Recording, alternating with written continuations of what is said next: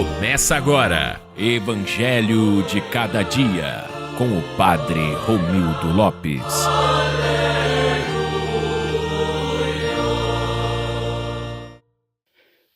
Naquele tempo, Jesus foi para o outro lado do mar da Galileia, também chamado de Tiberíades.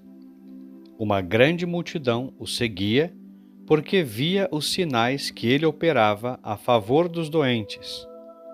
Jesus subiu ao monte e sentou-se aí com seus discípulos.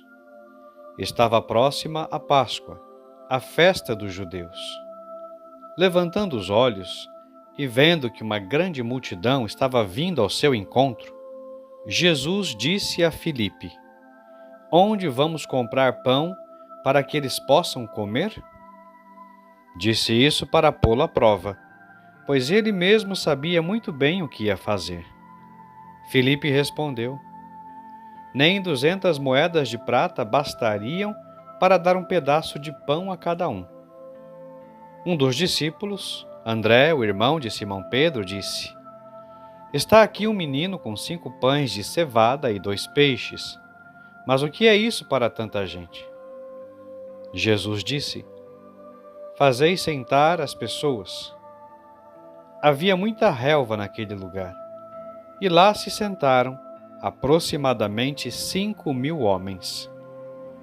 Jesus tomou os pães, deu graças e distribuiu-os aos que estavam sentados, tanto quanto queriam, e fez o mesmo com os peixes. Quando todos ficaram satisfeitos, Jesus disse aos discípulos: "Recolhei os pedaços que sobraram, para que nada se perca." Recolheram os pedaços e encheram 12 cestos com as sobras dos 5 pães, deixadas pelos que haviam comido. Vendo o sinal que Jesus tinha realizado, aqueles homens exclamavam: "Este é verdadeiramente o profeta, aquele que deve vir ao mundo." Mas, quando notou que estavam querendo levá-lo para proclamá-lo rei, Jesus retirou-se de novo, sozinho, para o monte. Palavra da salvação. Olá, meus irmãos e minhas irmãs ouvintes do Evangelho de Cada Dia. Celebrando o tempo pascal, somos convidados a contemplar não apenas um Cristo ressuscitado, mas um Cristo que continua a alimentar o seu povo. O Evangelho de hoje nos coloca diante de uma multidão faminta, e não apenas de pão material, mas de sentido, de esperança, de Deus. A cena começa com uma multidão que segue Jesus. Eles viram sinais, mas ainda não compreenderam o sinal maior.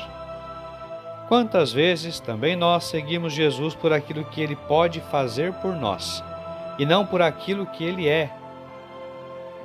Jesus levanta os olhos e vê a multidão. Esse olhar é fundamental.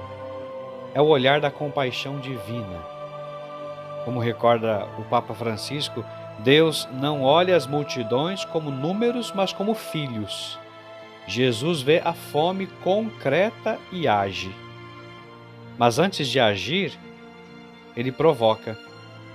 Pergunta a Filipe: "Onde vamos comprar pão?"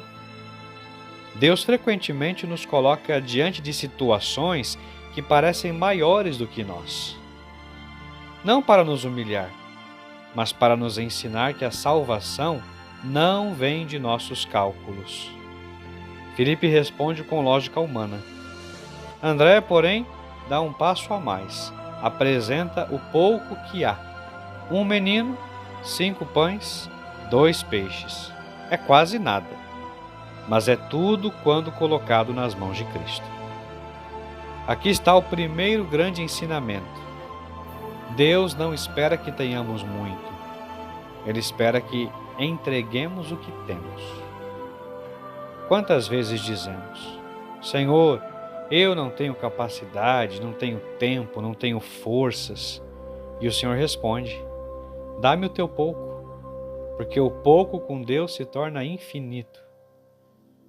O gesto de Jesus é profundamente pascal e eucarístico. Ele toma, dá graças e distribui. Esse dar graças não é um detalhe, é o coração do mistério. Como ensinava o Papa Bento XVI, a Eucaristia é o ato em que Cristo transforma o mundo a partir da gratidão e do amor. No tempo pascal, compreendemos que esse pão multiplicado aponta para algo maior. O próprio Cristo ressuscitado que se dá como alimento.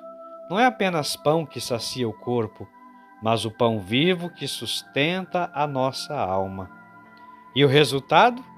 Todos comeram quanto queriam. Aqui está a lógica de Deus. Não a medida mínima, mas a superabundância. Deus não dá migalhas, Ele dá plenitude. E ainda sobram 12 cestos. Nada se perde nas mãos de Deus, nem mesmo aquilo que parece insignificante, nem mesmo a sua história, suas dores, seus fracassos. Tudo pode ser recolhido e transformado em graça. Mas há um perigo. A multidão quer fazer Jesus rei. Um rei conforme seus interesses. Um rei que resolva problemas imediatos. Jesus se retira. Porque o reino de Deus não se constrói com imposição, mas com conversão. Não é um reino político, mas espiritual, como recorda o Papa Leão XIV. Cristo não conquista pelo poder, mas pela doação. Não domina, mas se oferece. Irmãos e irmãs, este Evangelho nos interpela profundamente. Qual é a fome que carregamos hoje? Qual é a fome que você que está me ouvindo agora carrega hoje? Estamos tentando saciá-la com coisas passageiras? Temos coragem de entregar o nosso pouco a Deus?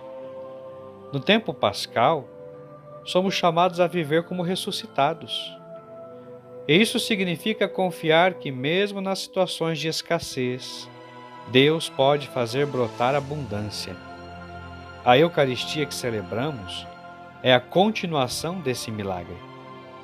Aqui o pão se torna o corpo de Cristo. Aqui nossa pobreza se encontra com a riqueza infinita de Deus. E alimentados por esse pão, somos enviados a fazer o mesmo: repartir, servir, amar. Porque o milagre não termina na morte da Galileia.